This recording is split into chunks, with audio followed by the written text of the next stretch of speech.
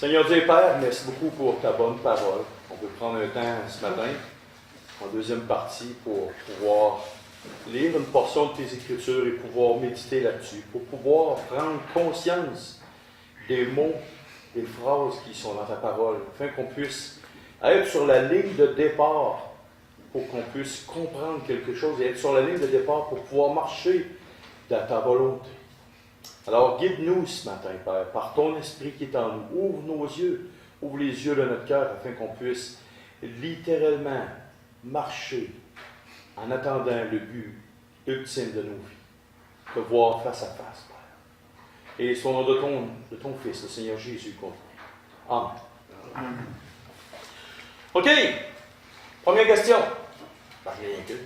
Ben, non, j'en ai quelques-uns. Qui a déjà gonflé une balloune? Tout le monde. Quand on est jeune, quand vous étiez jeune, vous avez gonflé une balloune, oui ou non? Oui. Qu'est-ce qui se passe en vieillissant quand on gonfle une balloune? On n'est plus capable de gonfler. Tu as de la misère à gonfler, mais qu'est-ce qui se passe entre tes deux oreilles? Tu deviens étourdi. Tu sais, ton petit enfant ou ta fille vient te voir, papa ou grand-papa, viens gonfler la balloune. Fait que là, tu gonfles la balloune, t'as pas, tu deviens étourdi. Puis là, plus tu avances en âge, moins que ça te tente de gonfler une balloune. On est d'accord ou on n'est pas d'accord? D'accord. Oui.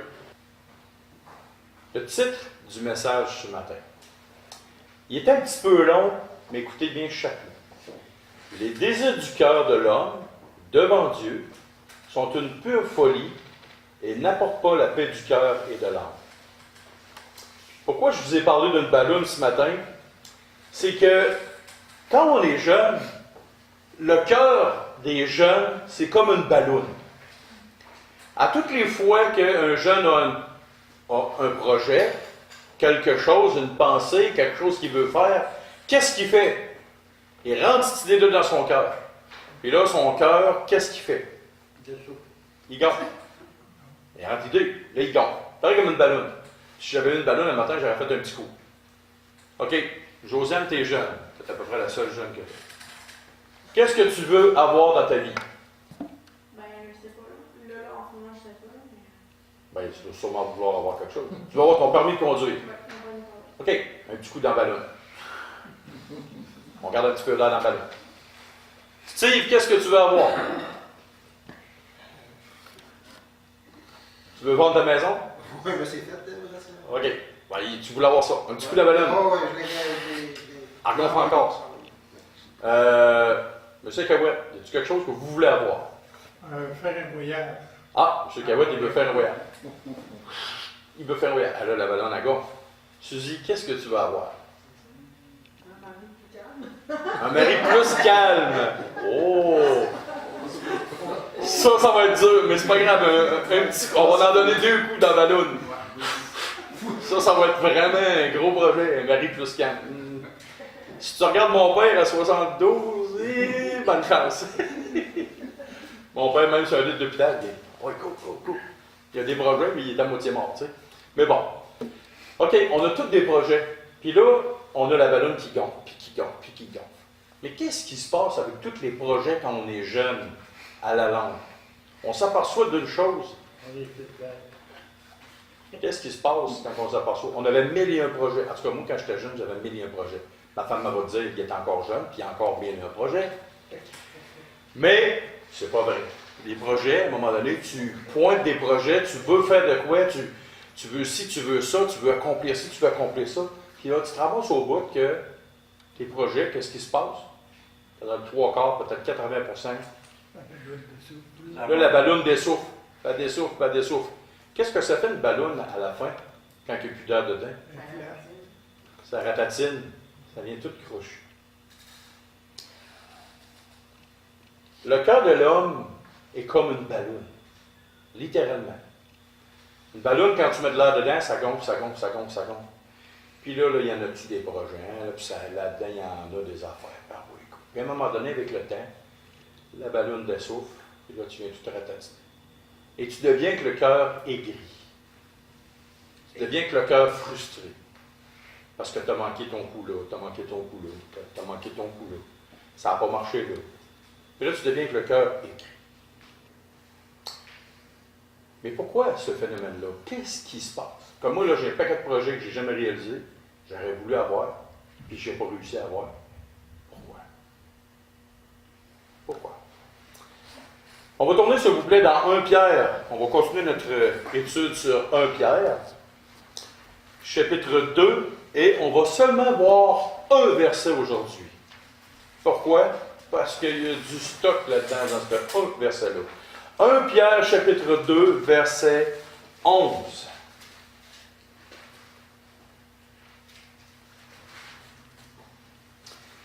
Et qui se lit comme suit. Bien-aimés, je vous exhorte, comme étrangers et voyageurs sur la terre, à vous abstenir des convoitises charnelles qui font la guerre à l'âme. Tantôt, le titre, c'était « Les désirs du cœur de l'homme devant Dieu sont une pure folie et n'apportent pas la paix du cœur à l'âme. » C'est que, avant de continuer, on va tourner, s'il vous plaît, dans Proverbes chapitre 3. Aujourd'hui, on va tourner beaucoup dans nos Bibles, à gauche, à droite, pour aller chercher des principes. Parce que la parole de Dieu, c'est comme un trésor, qu'on la roule et on découvre des pierres précieuses dedans, qui sont des grandes vérités pratiques pour nous. Proverbes chapitre 3, versets 1 à 8. OK. Mon fils, n'oublie pas mes enseignements, et que ton cœur garde mes préceptes, car ils prolongeront les jours et les années de ta vie, et ils augmenteront ta paix. Que la bonté et la fidélité ne t'abandonnent pas. Lis-les à ton cou, écris-les sur la table de ton cœur. Tu acquerras ainsi de la grâce et une saine raison aux yeux de Dieu et des hommes. Confie-toi en l'Éternel de tout ton cœur. Ne t'appuie pas sur ta sagesse. Reconnais-le dans toutes tes voies, et il aplanira tes sentiers. Ne sois point sage à tes propres yeux. Crains l'Éternel et détourne-toi du mal. Très bon texte. Très beau texte. Ici, dans le texte, il y a une phrase en particulier que je veux vous en retenir. Ils augmenteront ta paix. Quand tu regardes tout le contexte de ce texte-là ici, c'est quoi? Mon fils, n'oublie pas mes enseignements, que ton cœur garde mes préceptes. Souvent, quand on s'enligne sur des projets, qu'est-ce qui se passe? Qu'est-ce qu'on dit? On oublie Dieu, exactement. Comment? On oublie la volonté de Dieu, on prépare un projet, go, on part, et c'est ça. Et qu'est-ce qui se passe au bout de la ligne? Paf, ça ne marche pas. Ça tombe. Et là, on est agité. On avait prévu de marier telle femme ou telle homme. On avait prévu d'aller loin, loin, loin à l'université. On avait prévu d'aller faire ci, faire ça. On avait prévu d'aller dans ce sens-là, dans ce sens-là. Dernièrement, ma mère m'a demandé, elle dit, pas m'a demandé, mais elle m'a dit une phrase, elle m'a dit, c'est dur, hein, James, de connaître la volonté de Dieu. Ben, j'ai dit, tu n'as pas à la connaître, la volonté de Dieu. Comment tu veux connaître quelqu'un qui est infini puis sa volonté? Toi, tu es un être fini. Tu as juste à l'accepter quand elle arrive. Essayer de découvrir la volonté de Dieu pour tout, ben, bonne chance. Bonne chance. On n'est même pas capable de comprendre, même pas 1% de ce que Dieu a créé, c'est quoi toute sa volonté. Donc, on a à accepter la volonté de Dieu quand elle arrive. Et souvent, la paix de notre cœur, de notre âme, elle est mise de côté, elle se dissipe. Pourquoi? Parce que nous n'obéissons pas au texte que nous avons lu en premier. Nous avons notre paix, elle est mise de côté littéralement parce que nous n'avons pas obéi au texte que nous venons de lire. Et on va tourner dans 1 Pierre, chapitre 2, verset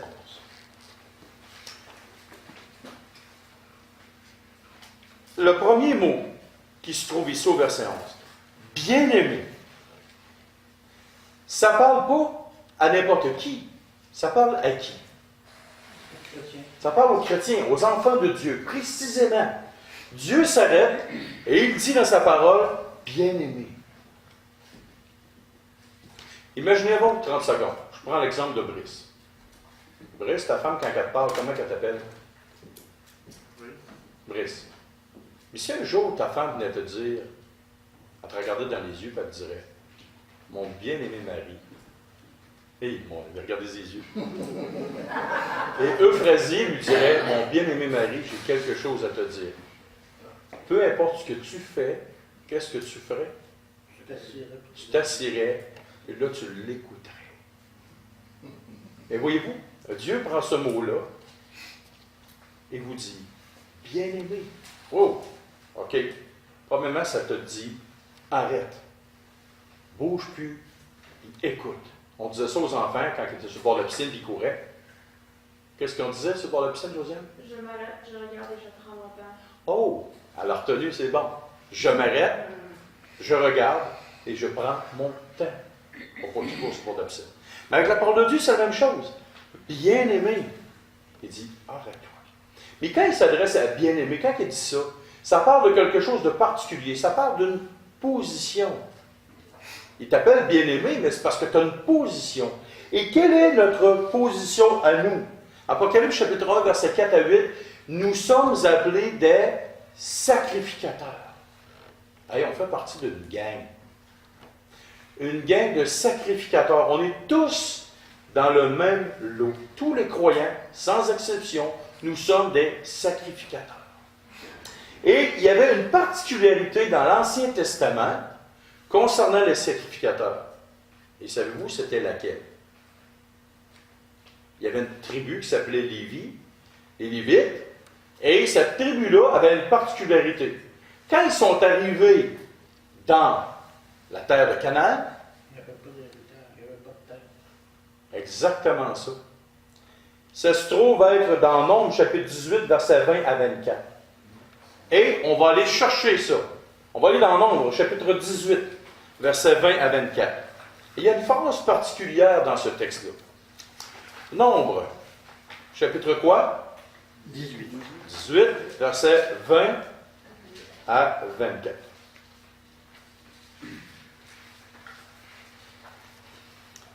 L'Éternel dit à Aaron, tu ne posséderas rien dans leur pays, et il n'y aura point de part pour toi au milieu d'eux.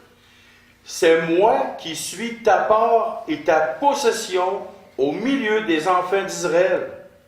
Je donne comme possession aux fils de Lévi toute dîme en Israël pour le service qu'ils font, le service de la tente d'assignation.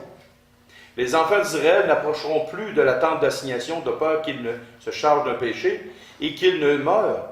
Les Lévites feront le service de la tente d'assignation et ils resteront chargés de leurs iniquités. Ils n'auront point de possession au milieu des enfants d'Israël.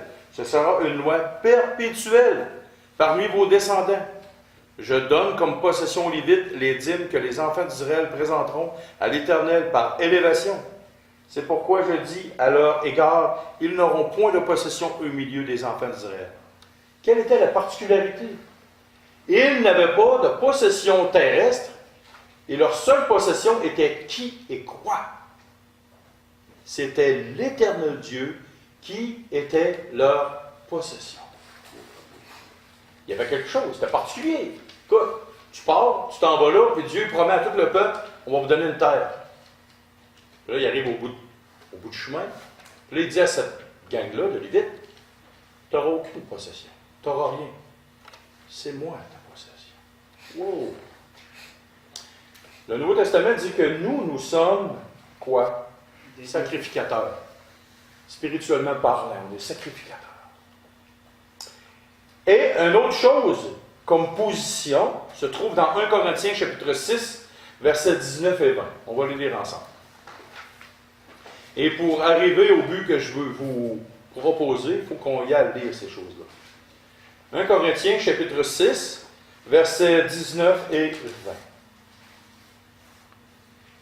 Ne savez-vous pas que votre corps est le temple du Saint-Esprit qui est en vous et que vous avez reçu de Dieu et que vous ne vous appartenez point vous-même, car vous avez été rachetés à un grand prix? Glorifiez donc Dieu dans votre corps et dans votre esprit qui appartiennent à Dieu.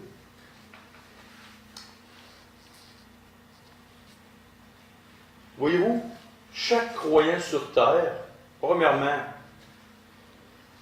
y a-t-il quelque chose qui est à nous? Qui a une maison ici? Dans ceux qui ont une maison, qui leur maison est payée? OK. Qui a une maison à lui?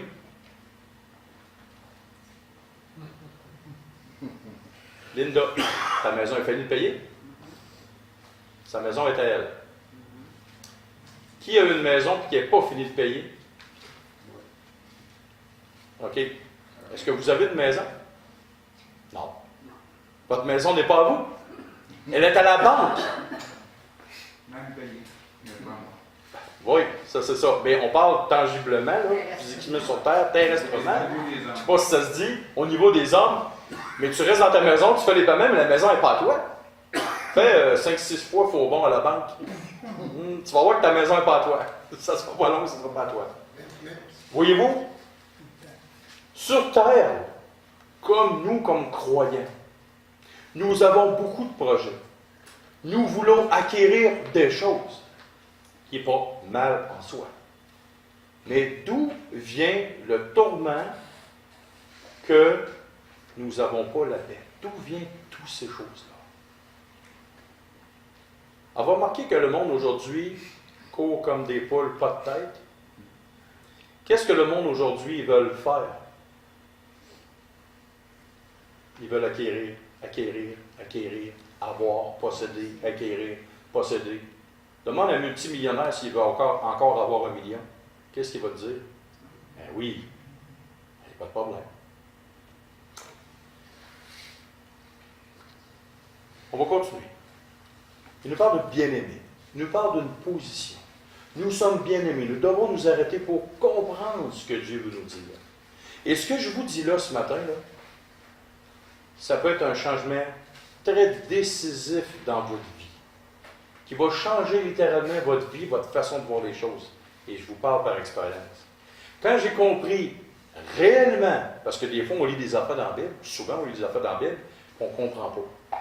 On ne le réalise pas et on ne le met pas en pratique dans la vie. Mais ce que je vous dis un matin, pourquoi j'ai pris juste un verset? Ce principe-là va amener un changement de vie littéral dans votre vie si on applique ce que je vous dis là. Fait que Dieu nous dit, bien-aimé, arrête-toi, écoute attentivement. Écoute les conseils que je vais te donner. C'est ce qu'on a dit dans Proverbe. Là, il t'a dit que tu es sacrificateur. Tu ne t'appartiens pas à toi-même. Dans l'Ancien Testament, les sacrificateurs, les Lévites, n'avaient aucune possession. Et là, il te dit, bien-aimé, je vous exhorte. Qu'est-ce qu'une exhortation? Je suis allé chercher une petite définition. S'efforcer par un discours à faire quelque chose à quelqu'un. Si je dis, Robin, je t'exhorte, en long et en large, à ne plus voler. Qu'est-ce que je suis en train de faire avec Robin? Bien, il ne vole pas. C'est un exemple en l'air que j'ai donné, là. Mais si je dis à Robin, je t'exhorte fermement à ne plus voler. Pourquoi? Pour telle raison, telle raison, telle raison, telle raison. Qu'est-ce que je fais? Je fais ceci. Je m'efforce par un discours de faire quelque chose à quelqu'un. Et là, l'apôtre Pierre est en train de dire, mes bien-aimés, je vous exhorte, je vous encourage, je veux vous arrêter pour vous faire comprendre un principe essentiel à votre vie et qui va dépendre le reste de votre vie. Je vous exhorte comme étrangers et voyageurs sur la terre. OK. La semaine passée, je n'étais pas ici, j'étais aux États-Unis. J'étais allé faire un tour avec ma femme, mes 2 filles. On avait vraiment beaucoup besoin de décrocher. Moi, pour ma part, j'ai décroché. Mais il faisait froid. On attendait d'avoir de la belle température, mais il faisait froid. À cause de l'ouragan qui est en Floride, tout ça. Et il y avait de la pluie, il y avait du vent, il faisait froid. Mais on a quand même décroché. Ce n'était pas le plus grand décrochage de la Terre entière, mais on a décroché. Et là, tout d'un coup, j'ai posé la question à la madame de l'hôtel, elle parlait en français. Et là, je parlais du prix, comment ça peut être. Hein? Combien c'était pour une petite maison? 1,5 million de dollars pour une petite petite maison avec une petite galerie en avant. Juste parce qu'il y avait du sable et il y avait de l'eau salée en avant de la maison. 1,5 million de dollars pour un genre de gros cabanon. Là, j'étais là. Là, je disais ailleurs, là, elle dit, oui, nous autres, on a acheté ça, on a acheté ça, on a acheté ça. Hein, elle énumérait les affaires qu'il avait achetées. Un vieux monsieur puis une vieille madame. Et là, j'entendais ça, je me dis, ben, voyons. Ah, j'ai dit, moi aussi, je vais faire pareil. J'ai dit, ouais, moi aussi, je vais faire pareil. J'ai dit, je vais acheter ça. Moi, là, mon but, là, ça va être, aux États-Unis, d'acheter. Puis après ça, je me suis dit, je pourrais aller en Afrique, au Bénin, hein? C'est le fun. Je vais m'acheter un complexe immobilier de 50 étages. Je vais être concierge. Ah, puis Robin, il va être le concierge. Fait que Robin, qui s'en vient avec moi au Bénin, Robin va être le concierge. Et là, après ça, je me suis dit, peut-être que je pourrais m'en aller en Chine, m'acheter un complexe d'hôtels pour faire beaucoup d'argent. Beaucoup d'argent. Ah, et puis là, j'ai eu l'idée suprême du siècle. Je m'en vais au pôle Nord. Non. Je m'en vais au pôle Nord, direct sur le dessus de la Terre, là, puis je m'en vais me construire un bloc appartement. Ah, et puis là-dessus, là, dans le bloc appartement, il va y avoir des coiffeurs en bas, il va y avoir une épicerie en bas, on va faire venir l'électricité, hein, parce que c'est un continent, mais c'est pas grave, les fils en dessous de l'eau, ça se fait. Hein, ça. Moi, j'ai l'intention toute ma vie là, d'acquérir des choses, tout ça. Me trouvez-vous stupide quand je parle de même? Surtout qu'au nord, c'est un beau projet. À moins 90, moins 100 degrés Celsius, là, c'est parfait pour des vacances en plein mois de janvier. Ah, moi, je tripe sur mon idée. Tu sais, puis en plus de ça, tu as au moins 6-7 mois par année qu'il n'y a pas de soleil pantoute. Hein, ça, c'est la belle place rêvée pour aller en vacances dans mon complexe. Voyez-vous, la folie que je suis en train de vous dire, qui ne tient pas, prendre toute la route, qui n'a complètement pas d'allure. Je ne connais pas les lois, je dois acheter de quoi au Bénin. Je pourrais-tu acheter de quoi au Bénin, Brice? Est-ce que je pourrais acheter quelque chose au Bénin? Oui, vous n'avez pas le prix. Ça dépend du prix, hein? Mais voyez-vous, ça serait une folie. Pourquoi?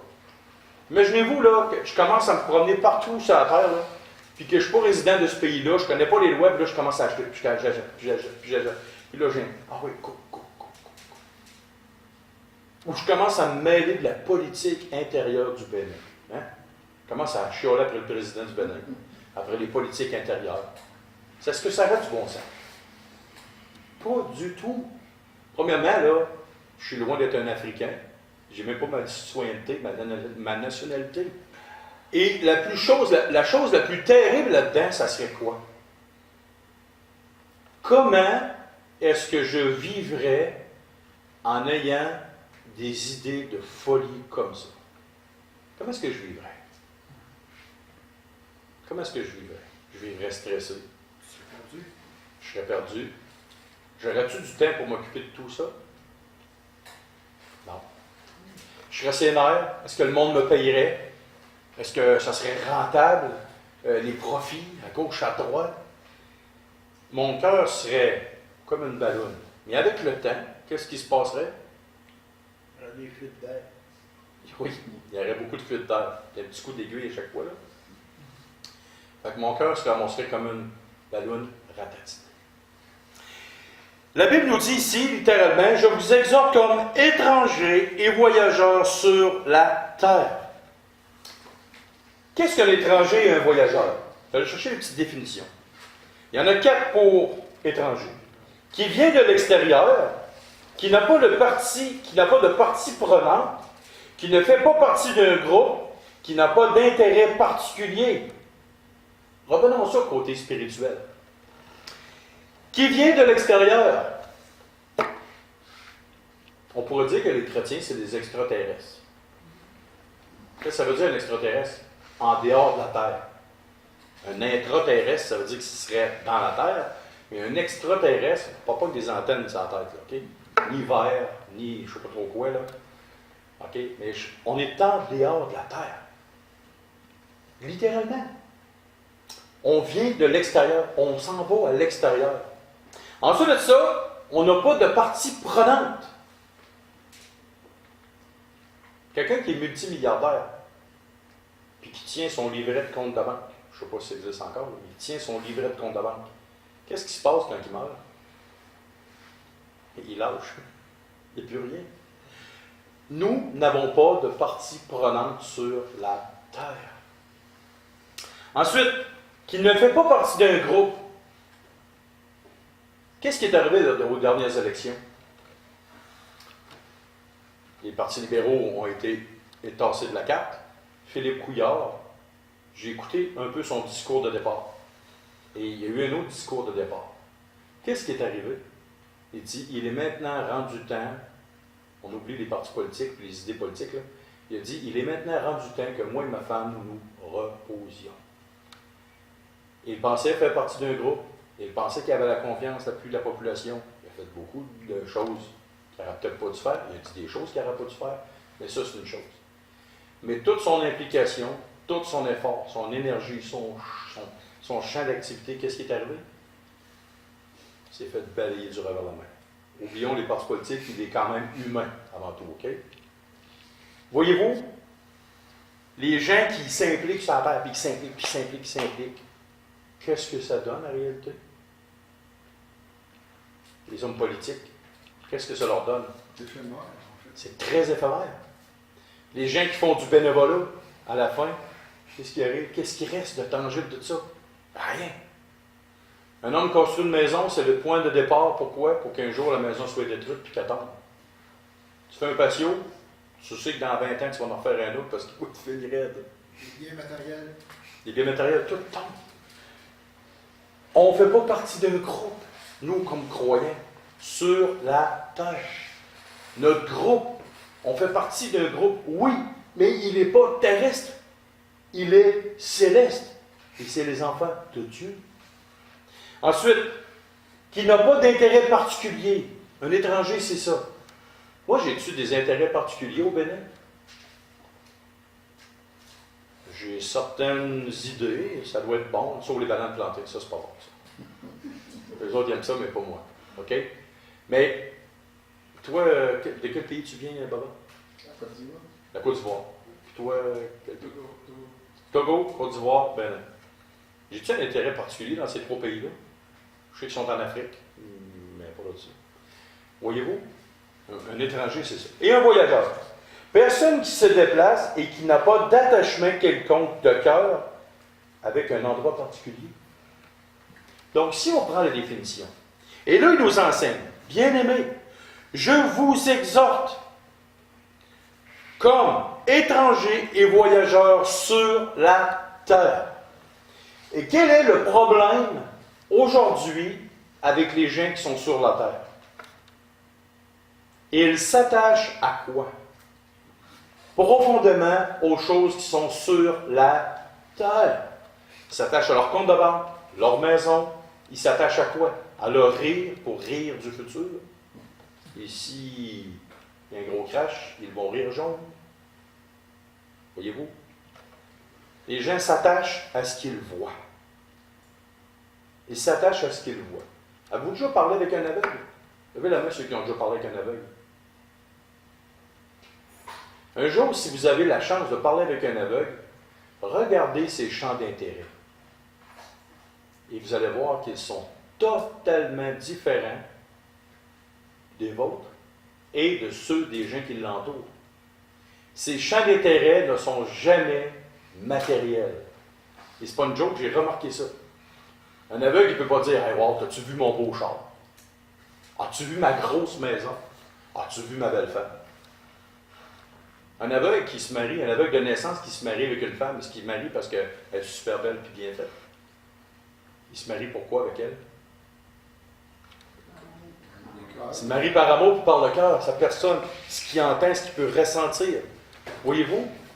Nous, comme chrétiens, on devrait être aveugles, point de vue matériellement, pour que nos cœurs se rouvrent littéralement à ce qui est vrai et essentiel, et de ne pas s'accrocher aux choses ici.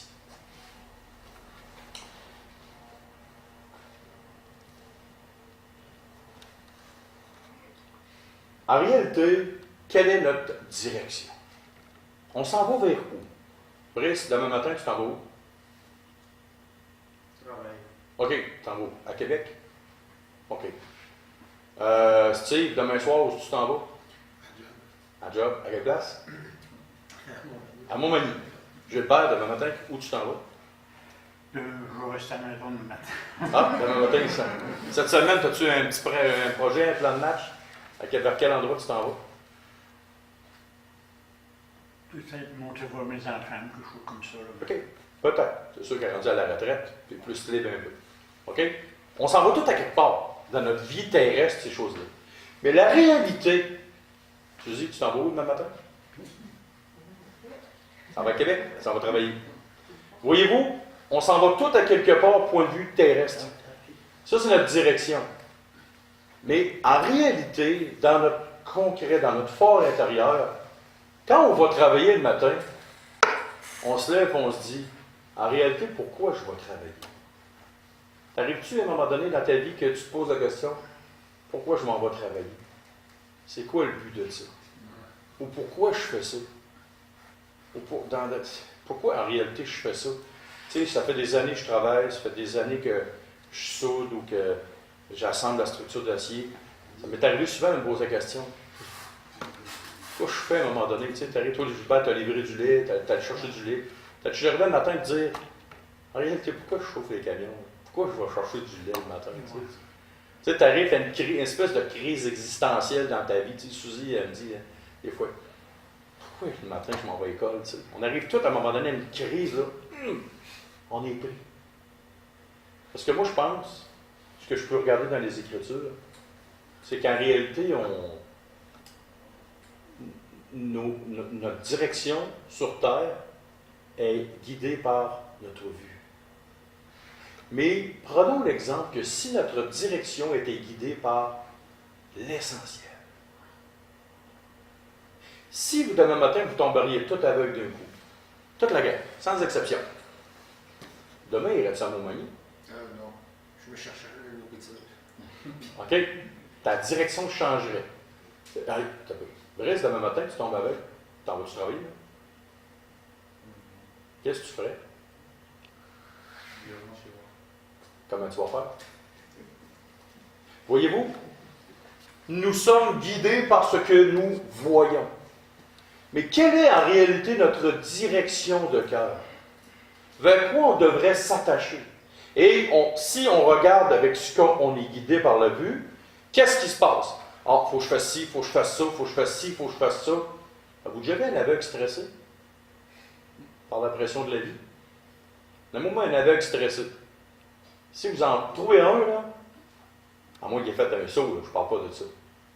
Un aveugle stressé par les événements de la vie, de la pression de la vie, vous n'en trouverez pas. J'en ai jamais vu. J'en connais quelques aveugles. Là. Ils sont peu d'esprit. Ils ne voient rien, donc... Ouais, ben c'est ça, tu sais. Fait qu'il y a des choses qui ne sont pas au même niveau de vie que nous autres, là, sont complètement ailleurs que nous autres. OK? Mais prenons l'exemple que si demain matin, nous, on deviendrait aveugles, nos priorités changeraient. Oups, on serait plus calme. Il y a beaucoup de choses qui cesseraient autour de nous. Mais on doit se poser la question. Quelle est en réalité la direction dans laquelle on s'en va? Si on est étranger sur la Terre, on est voyageur sur la Terre, c'est quoi la direction qu'on doit prendre? C'est quoi la direction qu'on fixe? La direction, elle est céleste. Exactement. Si nous avons la perspective de dire, au lieu de regarder comme ça, je vais regarder plus comme ça. Donne-moi quelqu'un qui est stressé quand il regarde le ciel bleu. Quand on regarde le ciel bleu, là, comme il devient tout clair. Ça s'est ça tantôt, il fait beau dehors. Là. Cette semaine, c'était moins évident, il y avait des nuages. Là. Mais en sortant tantôt, là, vous essayez ça. Alors, regardez le ciel bleu. Faites juste regarder le ciel bleu, rien d'autre. Vous allez voir que la dynamique n'est pas pareille. Donc, si notre but sur Terre est toujours à l'horizontale, de regarder autour de nous, on manque le réel but de notre vie. Notre cœur est comme un ballon, gonfle, gonfle, gonfle, gonfle, gonfle. Les projets, des ci, des ça, à gauche, à droite, ouais, go, go, go, vite, vite, vite. Mais en réalité, ce n'est pas notre direction. Notre direction, elle n'est pas terrestre, elle est céleste. Elle est vers les choses, les sphères célestes. Et qu'est-ce qu'on attend? On va tourner dans Hébreux chapitre 11, versets 8 et 11. Non, on va tourner juste dans Hébreux chapitre 13, verset 14. Hébreux chapitre 13, verset 14. Nous n'avons pas ici-bas de cité permanente, mais nous cherchons celle qui est à venir. Et la cité céleste qui est à venir, elle est où? Présentement. Oui, elle est auprès de Dieu. Qu'est-ce qui descend dans Apocalypse chapitre 21, verset 1 à 5? La nouvelle Jérusalem céleste. Et Dieu, avec les hommes, descendent sur la nouvelle terre. Autrement dit, on ne cherche pas de cité permanente ici. On ne devrait pas s'attacher aux choses qui sont ici. On devrait s'attacher à quoi? Chercher premièrement les choses d'en haut. Le royaume de Dieu. Oui. On devrait littéralement, en premier, dans nos vies, chercher la cité céleste, où Dieu est présentement. C'est là chez nous. C'est pas ici sur terre. Et qu'est-ce qui se passe si nous ne cherchons pas ça? On se perd. Demain matin, Brice, toi puis moi, chacun de notre côté, t'as pas d'eau au GPS, on s'en va à Saint-Adalbert. Saint-Adalbert. T'as pas d'eau au GPS. On va faire ça de nuit, pour être sûr certain que tu te perdes comme il faut. Et là, moi, je vais te donner la voie, là. Je vais te guider. Là. Tu vas suivre mes deux lumières rouges. Tu penses-tu que tu vas te rendre? Pourquoi? Parce que tu vas me suivre. Moi, je sais que c'est où. Dans le coin de Montmagny, tu passes Montmagny, puis c'est dans ce coin-là. Moi, je sais c'est où. Je sais par cœur maintenant matin. Tu vas me suivre, parce que tu sais où est-ce que je m'en vais. Mais je te dis, reste, à soir, tu t'en vas à Saint-Adalbert, tu n'as pas de GPS. Tu vas-tu? Tu vas-tu te perdre? C'est sûr, certain que tu vas te perdre. Puis si je te dis Brodépic, c'est encore bien pire que ça. OK? C'est un petit village d'à peu près 15-20 personnes. C'est épouvantable, c'est tout petit. C'est dans le bois, puis bien comme pour dire ça. Puis je me demande encore pourquoi que c'est ce plus petit village au monde, d'après moi. OK? Puis il est à Québec. Il est dans la province de Québec. Voyez-vous, c'est que, à un moment donné, peu importe votre direction, si vous n'avez pas vos affections, vos yeux, à quelque part, pour suivre les choses spirituelles, qu'est-ce qui va se produire? Vous allez vous perdre. Regardez, beaucoup de gens aujourd'hui, ils vivent du stress, de la pression, ils n'ont pas de paix dans l'âme, pas de paix dans le cœur. Pourquoi? Parce que leur projet, leur cœur, leurs émotions, leurs énergies sont concentrées sur quoi? Sur ce qui est terrestre. Et la parole de Dieu dit, bien-aimés, je vous exhorte comme étrangers et voyageurs sur la terre à vous abstenir. À t'abstenir. Qu'est-ce que ça veut dire, s'abstenir? À ne pas le faire. Abstiens-toi. Si je dis, Robin, abstiens-toi de voler. Tu ne reprends encore l'histoire du vol, là. Qu'est-ce que tu vas faire? De temps en temps, c'est pas grave. Tu voles. Pas par moi. Pas trop, là. Tu sais, je laisse 29 jours quelqu'un tranquille, puis une journée, je m'en vais le voler chez eux. Non. Je te dirais, abstiens-toi de voler. Abstiens-toi, ça veut dire ne pas le faire. Donc, ce que Dieu dit littéralement, bien-aimés, je vous exhorte comme étrangers et voyageurs sur la terre à vous abstenir des convoitises charnelles qui font la guerre à l'âme. On va poser des questions à ma femme, Star. Mon amour. Est-ce que j'étais le fun à vivre quand je parlais de ma retraite et de mon fonds de pension? Dis-le fort. Non. C'est épouvantable. Elle a mérité une rafale de coups de pied dans les fesses. Quand j'avais des idées de grandeur pour tous les projets que j'avais, est-ce que j'étais reposant à vivre? Pas en tout. J'ai une merveilleuse femme de m'avoir rendu. Et je suis conscient que si je n'avais pas eu cette femme-là dans ma vie, je serais probablement tout seul aujourd'hui. Parce que je n'étais pas reposant. Si vous ne savez pas c'est quoi un petit bout d'entrain avec l'énergie là, ben à côté, là, moi, j'étais comme ça. J'avais des millions de projets dans la tête. Puis à un moment donné, je faisais vivre un calvaire épouvantable à ma femme, à mes filles, aux gens autour de moi. Puis j'avais l'air d'une poule pas de tête qui court à gauche, à droite. Qu'est-ce qui s'est produit à un moment donné? Ma femme elle me disait souvent, James, arrête, écoute, ça n'a pas de sens ce que tu fais là. Ça n'a pas de sens, tu n'arriveras pas au bout. Oui, je suis capable, je suis en forme, j'ai du temps. Ah oui, go, j'ai de l'énergie à revendre, il n'y a pas de trouble. C'est quoi l'autre phrase que tu me disais aussi? T'en souviens-tu?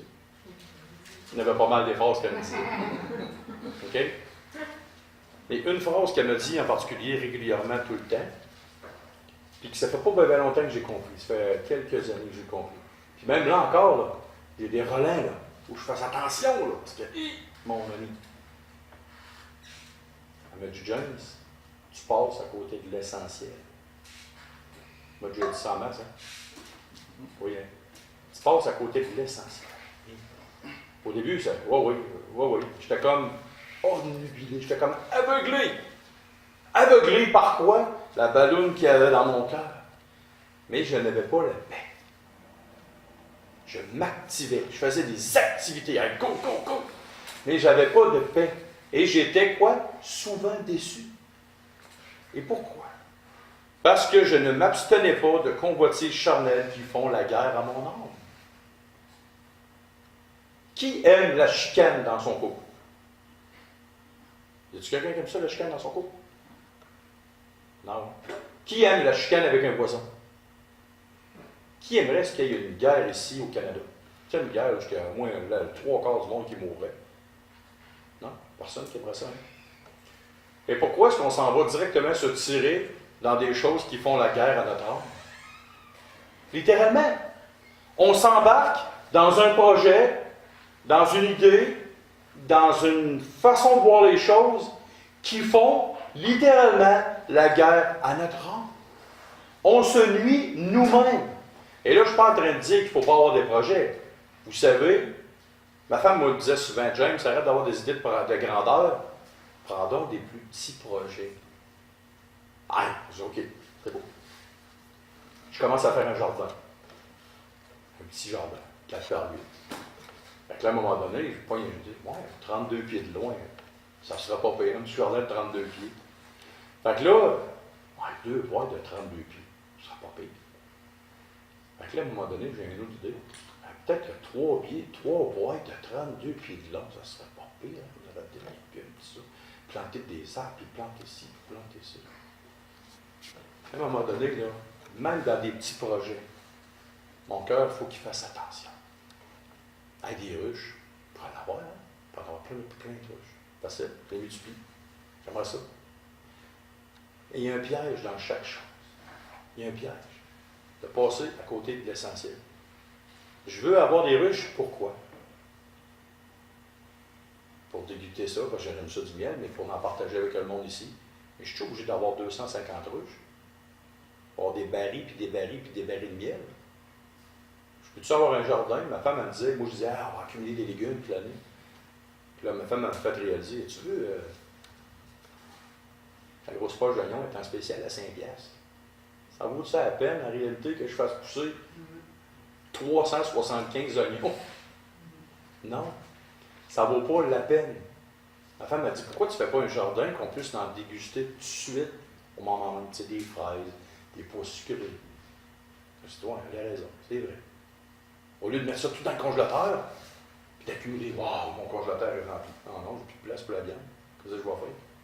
Voyez-vous? C'est des choses qui sont très simples. Mais la vie, c'est comme ça. Tu sais, M. Cavouel, vous aimez ça, les petites cailles, les petits œufs. Hein?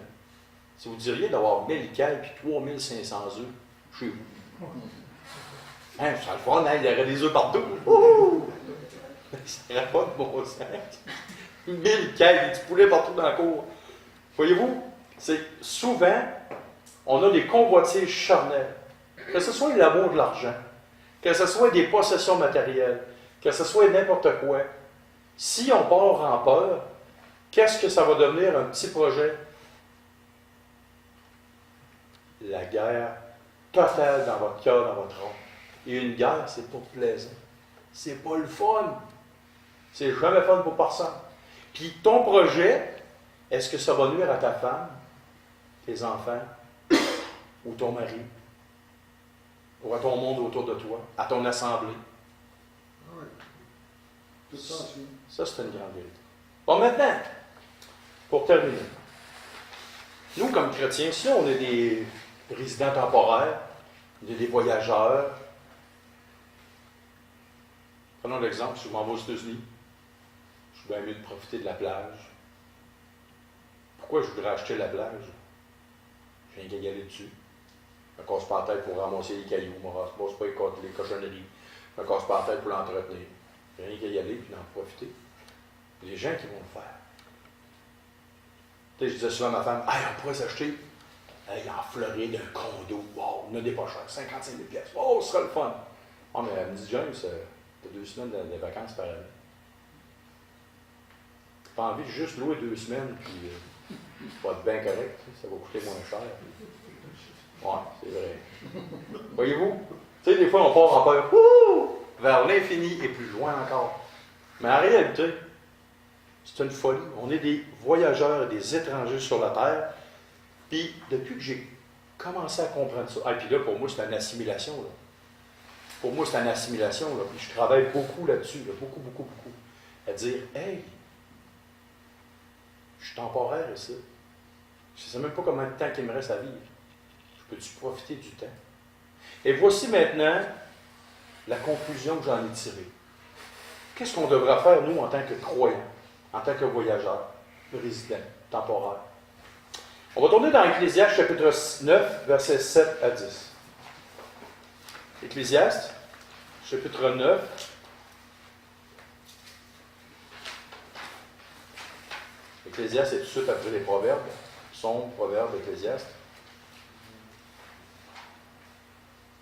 Cantique des Cantiques. Ecclésiaste, chapitre 9, versets 7 à 10. Va, mange avec joie ton pain et bois gaiement ton vin, car dès longtemps Dieu prend plaisir à ce que tu fais. Qu'en tout temps tes vêtements soient blancs. Ça parle de la conscience. OK? Et que l'huile ne manque point sur ta tête. Jouis de la vie avec la femme que tu aimes pendant tous les jours de ta vie de vanité que Dieu t'a donné sous le soleil, pendant tous les jours de ta vanité, car c'est ta part dans la vie au milieu de ton travail que tu fais sous le soleil. Tout ce que ta main trouve à faire avec ta force, fais-le. Car il n'y a ni œuvre, ni pensée, ni science, ni sagesse dans le séjour des morts, où tu vas. Qu'est-ce que le texte nous enseigne? C'est quoi l'essentiel? Va, jouis de la vie avec ta femme, ton mari, tes enfants. Prends du bon temps avec eux autres. On va voir d'autres textes aussi. Au milieu de ton travail. C'est quoi ton travail? Fais ton travail. La Bible nous dit de vivre, de travailler paisiblement de ses 2 mains. Les idées de grandeur, qu'est-ce que ça fait? C'est la convoitise charnelle de notre cœur qui nous fait avoir des idées de grandeur. Littéralement. Et ça fait une guerre à l'âme. Et croyez-moi sincère, je l'ai vécu. Tu es toujours stressé, toujours en train de vouloir avoir, posséder, acquérir. Puis là, les convoitises charnelles te font faire des gaffes, des péchés. Littéralement, tu passes à côté de la vie, ce qui est le plus important. Littéralement. On va aller tourner dans un texte dans Philippiens, chapitre 3. versets 15 à 21. Ça, c'est pour l'aspect côté terrestre. Philippiens, chapitre 3, versets 15 à 21.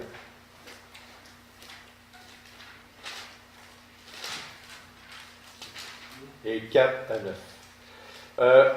Philippiens, chapitre 3, versets 15 à 21. Nous tous, donc, qui sommes des hommes faits, des hommes spirituels, ayons cette même pensée. Et si vous êtes en quelque point d'un autre avis, Dieu vous éclairera aussi là-dessus. Seulement au point où nous sommes parvenus, marchons d'un même pas. Soyez tous mes imitateurs, frères, et portez les regards sur ceux qui marchent selon le modèle que vous avez en nous. Car il en est plusieurs qui marchent en ennemis de la croix de Christ. Je vous en ai souvent parlé, et j'en parle maintenant encore en pleurant. Leur fin sera la perdition. Ils ont pour Dieu leur ventre. Ils mettent leur gloire dans ce qui fait leur honte. Ils ne pensent qu'aux choses de la terre. Mais nous sommes citoyens des cieux, d'où nous attendons aussi comme sauveur le Seigneur Jésus-Christ, qui transformera le corps de notre humiliation en le rendant semblable au corps de sa gloire, par le pouvoir qu'il a de s'assujettir toutes choses. Ils font de leur gloire ce qu'ils font de leur honte. Les gens terrestres pensent aux choses terrestres. Et leur fin va être quoi? Ils vont tout perdre. Le Seigneur Jésus disait, celui qui pensait avoir ça, il n'aura rien. Quand il va mourir, dans sa tombe, c'est fini pour lui, il ne possède plus rien. Et même, un des hommes les plus riches du monde qu'il y a eu, Salomon, qu'est-ce qu'il dit dans l'Ecclésiaste? Tout est vanité poursuite du vin. Il dit, je me suis fait des châteaux, des palais, j'ai bâti des arbres fruitiers, j'ai fait un paquet d'affaires. Puis il dit à la fin, il dit, quoi? Tout est vanité poursuite du vin. Tout est vanité poursuite du vin. Ce qui nous reste, nous, comme croyants, sur lequel ce qui va nous rester, c'est les choses spirituelles et célestes. Et c'est là-dessus qu'on devrait investir. Là-dessus qu'on devrait passer notre temps. Pourquoi? Si on a les yeux fixés dans les choses célestes, il n'y a plus de stress. Ce n'est pas nous qui gérons toutes ces choses-là. C'est Dieu qui gère toutes ces choses-là. On lui laisse ça entre les mains. La paix va venir dans nos cœurs, dans nos âmes, et on ne sera plus agité. Est-ce que présentement, moi, je suis agité dans mon âme, dans mon cœur, pour le complexe immobilier de 70 étages qu'il va y avoir à Québec?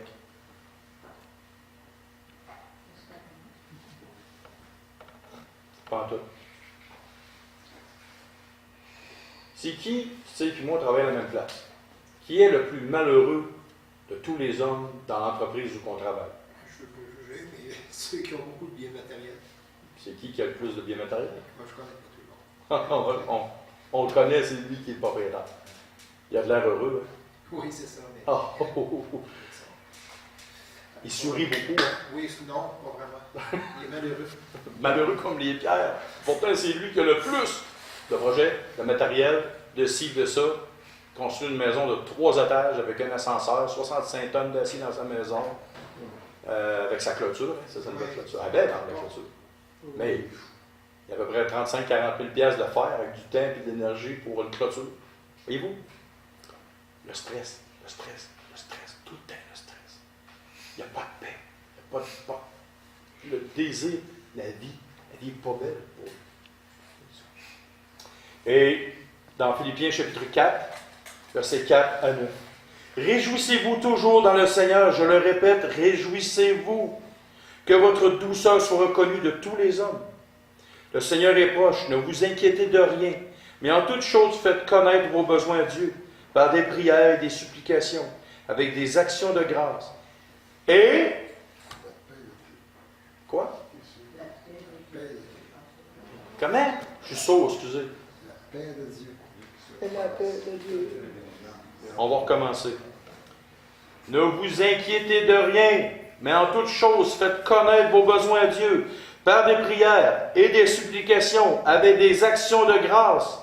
Et la paix de Dieu, qui surpasse toute intelligence, gardera vos cœurs et vos pensées.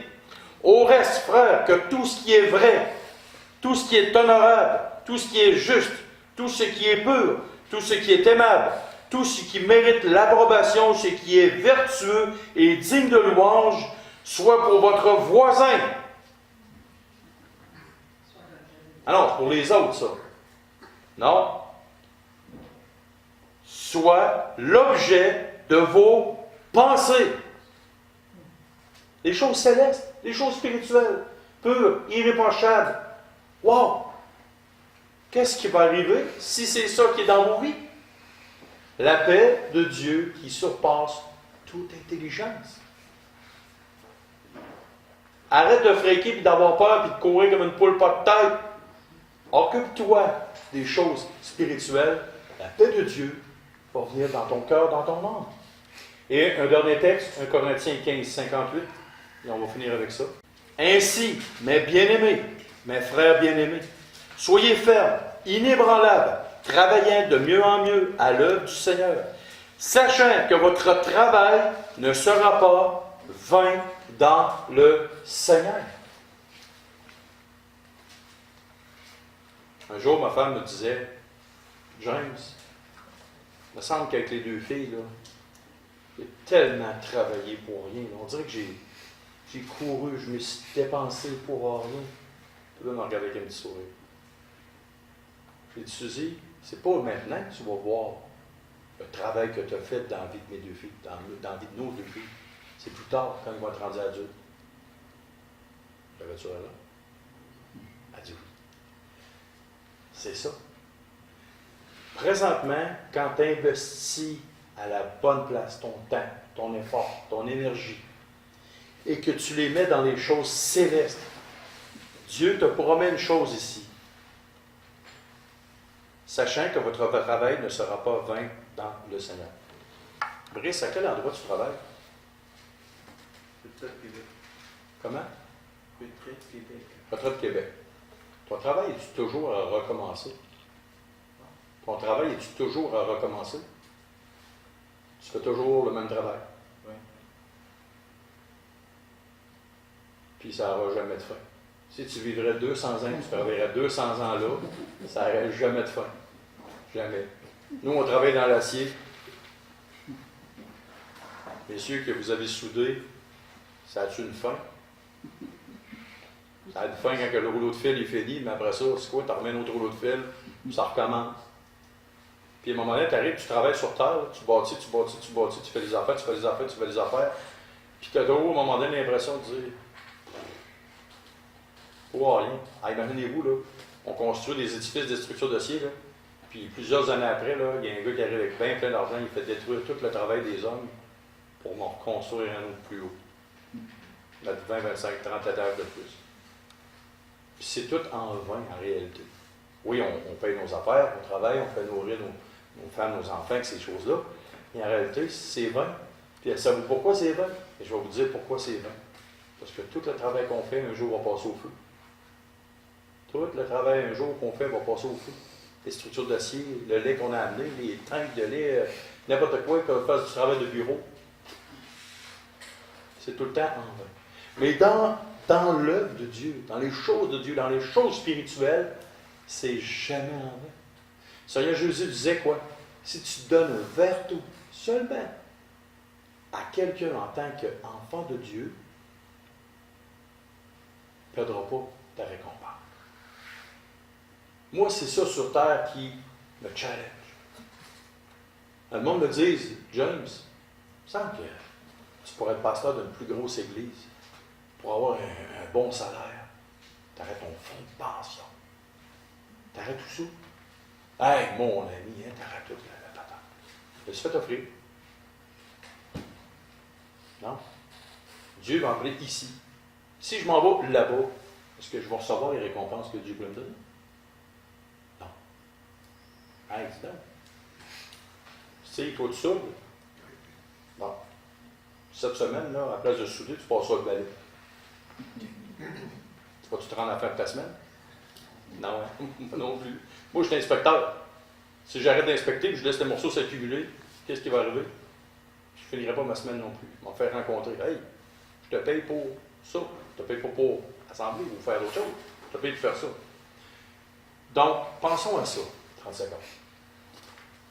La paix du cœur qui surpasse toute intelligence, qui surpasse n'importe quoi. La paix profonde de l'âme, elle vient quand on s'attache aux choses d'en haut, aux choses essentielles. Et plus qu'on s'attache aux choses visuelles qu'on voit, plus que on devient stressé. On n'a pas de paix profonde dans l'âme. Puis voulez-vous avoir une dernière illustration qui est comique, mais en réalité est vraie? Je vais poser la question à des personnes âgées, des gens qui sont âgés, mais d'un certain âge. Qui d'entre vous a un terrain avec du gazon dessus? Monsieur Cawout, avez-vous une maison? Oui. OK. Es-tu pas mal grand, votre terrain? Oui, Êtes-vous curieux de tondre le gazon? des fois, oui. Quand vous étiez jeune, vous vouliez avoir un grand terrain. Hein? Oui. Ah, puis là, vous aimeriez ça qu'il soit plus petit. Hein? Où je suis rendu pas mal à cette étape-là, je pense à te donner un contrôle, mon gazon. Là. Fait que, voyez-vous, c'est qu'au début, on a comme notre cœur est comme une ballonne. Hey, je vais avoir un grand terrain. Ah, il va être beau. On fait des affaires en masse dessus. En vieillissant, moi, ma belle-mère, la mère à Suzanne, me dit souvent, en mon terrain ici, pour avoir du béton en grandeur, je suis bien content. Je tondrai plus le gazon. Puis, en réalité, tu as un grand terrain. Là, tu as tondu le gazon, tondu le gazon, tondu le gazon. Mais en réalité, ton tondage de gazon, ça a coûté à atelier de tondre le gazon pendant des années. Rien. Donc, la vie sur Terre, c'est la même chose. Tu fais quelque chose pour faire quelque chose, mais en réalité, ça te mène à rien.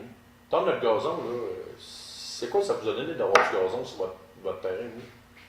Bien, pas une apparence, bien apparent, c'est mieux, en face des voisins. Mais concrètement, dans votre vie, ça a-tu fait de quoi que vous ayez du gazon sur votre terrain? Rien pas tout. Ben, la vie sur Terre, là, les choses qu'on investit, là, investit dans des rires, investit dans une maison, investit. En réalité, là, quand on va être rendu auprès du Seigneur, là, on va se dire, la même affaire qu'avec le gazon, ça m'a-tu donné de quoi concrètement devant Dieu? Pas tout. Mais par exemple, puis je me suis stressé là, avec ce gazon-là. Ah non, il faut encore que je tourne le gazon. Hein? À un moment donné, au début, c'est fier, tu tournes ton gazon. Puis à un moment donné, tu te dis, ah non, il faut encore que je tourne le gazon. Fait que ça t'amène à rien. Mais quand on va arriver dans la sphère céleste, ça va la même chose. Quand on va regarder le bord, là, puis qu'on va regarder notre vie, on va dire, même à la fin de notre vie, là, ça donnait quoi que je fasse ça? Ça donnait quoi que je fasse ça? Ça donnait quoi que je fasse ça? J'ai perdu du temps. J'ai gaspillé du temps. C'est la fameuse chose, la fameuse phrase francophone, j'ai gagné du temps. Non, j'ai perdu du temps à gagner du temps. Parce qu'il y avait une chanson de même comme ça. Là. Voyez-vous, qu'est-ce qui est l'essentiel devant Dieu? Qu'est-ce qui est l'essentiel pour les gens qui nous entourent?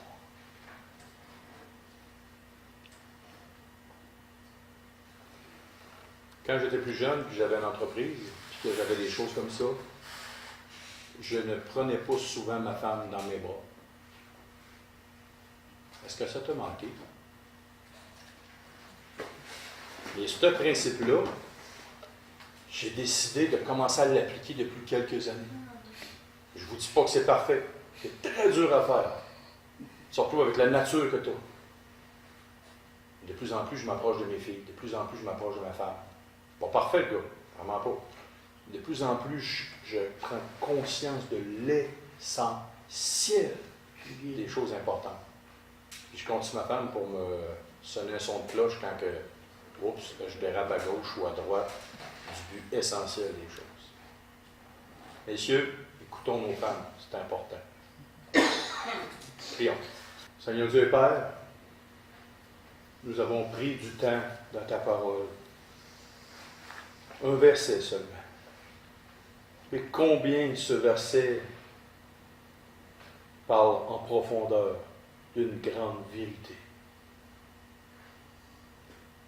Donne-nous de ne pas avoir les yeux attachés sur la terre, mais donne-nous de réaliser que nous sommes des voyageurs, des étrangers sur la terre. Des gens qui n'ont pas de céleste, de cité, et que notre cité, elle est céleste. Donne-nous de voir l'essentiel, de s'attacher à l'essentiel, afin que nos âmes et l'âme de ceux qui nous entourent puissent recevoir la paix. Ton Fils nous disait qu'il ne nous donne pas comme le monde donne. Il nous donne sa paix. Mais donne-nous, Père, de ne pas s'éloigner de cette paix, ou de la redécouvrir si on l'a perdu de vue. Nous t'en supplions, Père.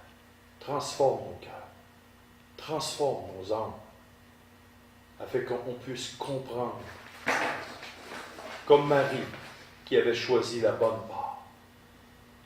Et c'est au nom de ton Fils, le Seigneur Jésus, que je te